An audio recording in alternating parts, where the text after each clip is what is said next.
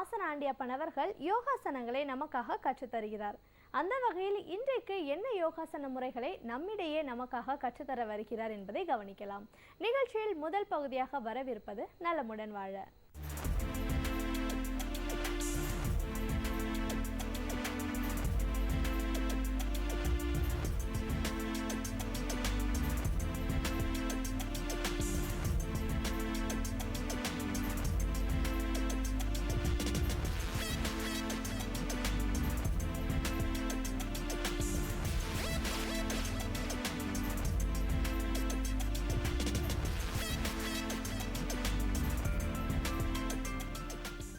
என் அருமை உலகத்தமிழ் மக்களே, தாய்மார்களே, பெரியோர்களே, சிறார்களே, என் அருமை சீடர்களே, உங்கள் அனைவருக்கும் என் இனிய காலை வணக்கம். கலைஞர் தொலைக்காட்சி நிகழ்ச்சியில் நலமுடன் வாழ என்னும் பிரிவில் யோகாசனத்திற்கு அதிக முக்கியத்துவம் கொடுத்திருப்பதை நீங்கள் அறிவீர்கள். ஏன் அதிகாலை வேளையில் இந்த நிகழ்ச்சி தரப்படுகிறது, முதல் நிகழ்ச்சியாக தரப்படுகிறது என்றால், மக்கள் காலையில் தான் இந்த ஆசனத்தை செய்தால் அன்று முழுவதும் தங்களுடைய காரியங்கள் செம்மையாக முடியும், எங்கே தங்கு தடையும் இருக்காது என்பதைத்தான் கருத்தில் கொண்டு இது காலையில் தரப்படுகிறது என்பதை தெரிந்து கொள்ள வேண்டும். 12 மணி நேரம் வேலை செய்கிறவர் இருக்கிறார்கள், 18 மணி நேரம் வேலை செய்கிறவர் இருக்கிறார்கள்.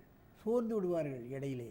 அந்த சோர்வு என்பதே யோகாசன பிராணாயாமங்களுக்கு செய்தவர்களுக்கு வராது. 24 மணி நேரத்தில் 20 மணி நேரம் வேலை செய்யலாம், களைப்பு ஏற்படாது. இது ஒரு தவநிலை, உள் உறுப்புகளை சரியாக இயங்க வைக்கக்கூடியது.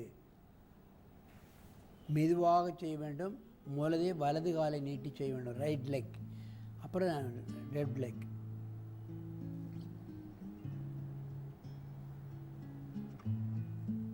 ஒரு கால் நீட்டி, இது பச்சிமோத்தாசன கர்ப்பாசனம் என்று கூட சொல்லலாம். காலை பிடிக்காமலே இவர்கள் பச்சிமோத்தாசனம் செய்கிறார்கள் பாருங்கள். காலை பிடித்தே செய்ய முடியாது. காலை பிடிக்காமலேயே கர்ப்பாசனத்தில் ஒத்தக்கால் நீட்டிய பச்சிமோத்தாசனம் என்று கூட இந்த ஆசனத்துக்கு பேர் வைக்கலாம். அவ்வளவு அற்புதமான ஆசனம். வயிற்று பகுதியை சீராக அமைக்க வைக்கும். வயிற்றிலே ஏற்படக்கூடிய பல்வேறு பிரச்சனைகள், கர்ப்ப சம்பந்தப்பட்ட பிரச்சனைகள், சிறு குழந்தைகளுக்கே சில பிரச்சனைகள் வயிற்றிலே வந்து விடுகிறது. பெரியவர்களுக்கு, வயது வந்த பெண்களுக்கு, திருமணமானவர்களுக்கு இந்த கர்ப்பத்தில் பல பிரச்சனைகள் கர்ப்பத்தில் வந்து விடுகிறது. கர்ப்பப்பையில் அவைகளெல்லாம் நீங்கள் ஜீரண கருவிகளில் ஏற்படக்கூடிய பல்வேறு பிரச்சனைகளை நீர்க்கக்கூடிய அற்புதமான ஆசனம் இந்த கர்ப்பாசனம் என்பது. காலை நீட்டி பச்சிமூத்தாசனத்தோடு கலந்து செய்வது அற்புதமான பயிற்சி. எங்கே நிமிருங்கள். இப்பொழுது இடது காலை நீட்டி செய்ய வேண்டும். எங்கே செய்யுங்கள் பார்க்கலாம்.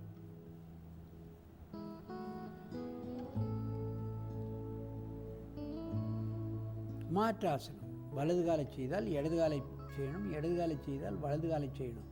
அதான் இதை முக்கியமாக கவனிக்க வேண்டியது.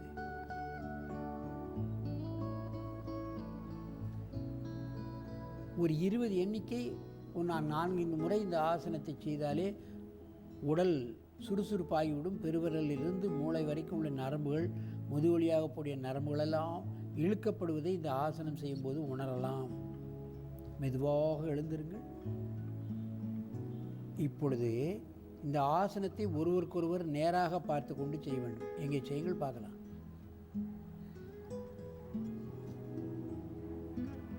பாருங்க, அவங்க தலையை தொடுறான், முட்டை அற்புதமாக பண்ணுறான். இவைகளெல்லாம் சின்ன குழந்தைகள்லாம் செய்ய முடியாது. ஆனால் அவர்களுக்கு தொடர்ச்சியான பயிற்சியை கொடுத்து இந்த ஆசனத்தை லகுவான ஆசனமாக மாற்றியிருக்கிறார் அதனுடைய ஆசிரியர் யுவராஜ். மெதுவாக இந்த ஆசனத்தை காலையுங்கள். எழுந்து இப்பொழுது இடது காலை நீட்டி செய்யுங்கள். வலது காலை மடக்கி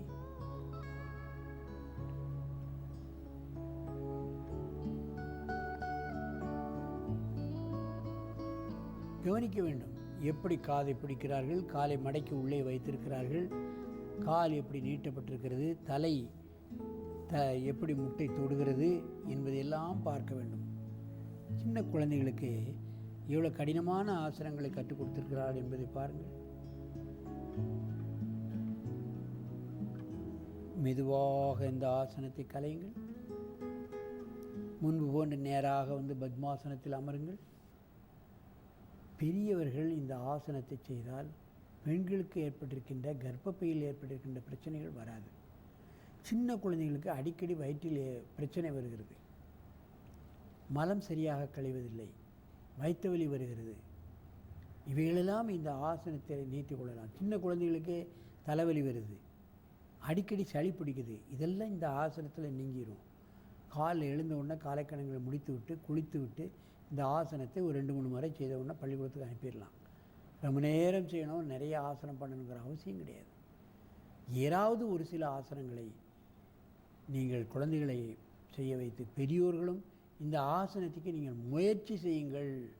முயற்சி செய்தாலே முழு பலனும் கிடைக்கும். கர்ப்பப்பைக்கு எத்தனை தான் அவங்க போய் என்ன பிரச்சனை பண்ணாலும் அது டாக்டர்கிட்ட போனாலும் இது நீக்காது. ஆசனம் ஒன்றில் தான் முழுமையாக நீங்கும் என்பதை நீங்கள் தெரிந்து கொள்ள வேண்டும். ஆகவே இதுபோன்ற ஆசனங்களை வயது வித்தியாசம் இல்லாமல் எல்லோரும் பழகி தங்கள் உடலையும் உள்ளத்தையும் ஆரோக்கியமாக வைத்துக்கொண்டு நெடிது இனிது வாழ வேண்டும் என்று கேட்டு உங்களிடமிருந்து விடைபெறுவது ஆசனம் ஆண்டியப்பன். வணக்கம்.